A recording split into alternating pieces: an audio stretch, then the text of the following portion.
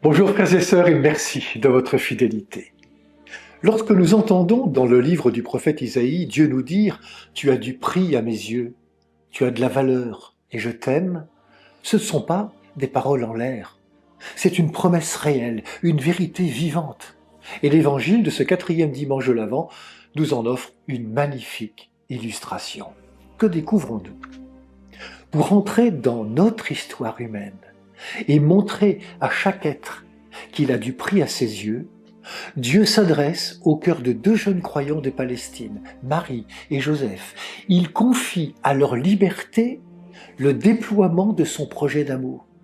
Quelle confiance extraordinaire de la part de Dieu! La force de Marie réside dans sa foi totale. Elle s'en remet à la volonté divine en disant « Voici la servante du Seigneur, que tout m'advienne selon ta parole ».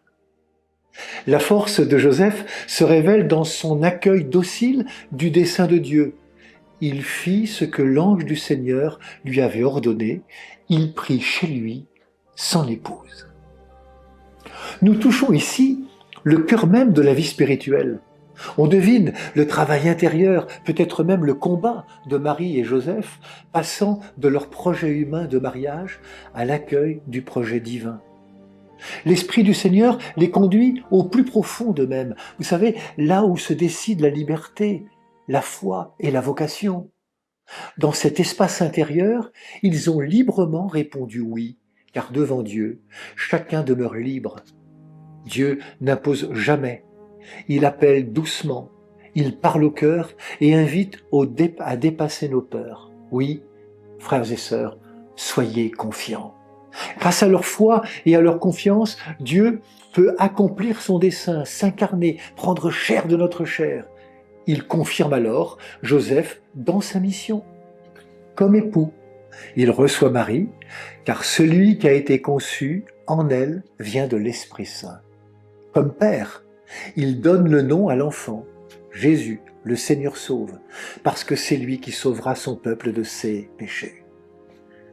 L'Évangile nous offre deux noms qui disent à eux seuls beaucoup du contenu du projet de Dieu. D'abord, Jésus, le Seigneur sauve. Depuis longtemps déjà, le peuple d'Israël attend un sauveur, un Messie, mais Jésus ne sera pas reçu comme tel. C'est que son salut ne passe pas par une libération politique, par une prise de pouvoir. Jésus va être le sauveur par une manière d'être fils de Dieu en ce monde. Il est sauveur en passant sa vie à rejoindre chaque personne dans sa situation concrète pour la relever, la libérer et la remettre debout dans la communion avec Dieu et avec les autres. Il le fait par ses paroles, ses gestes de guérison, son pardon, sa manière de rencontrer chacun. Il le fait en offrant son pardon, une libération intérieure qui ouvre la personne à une vie nouvelle dans l'Esprit Saint. Et au sommet, par sa mort et sa résurrection, le don total de lui-même. Mais aussi, Emmanuel, Dieu avec nous.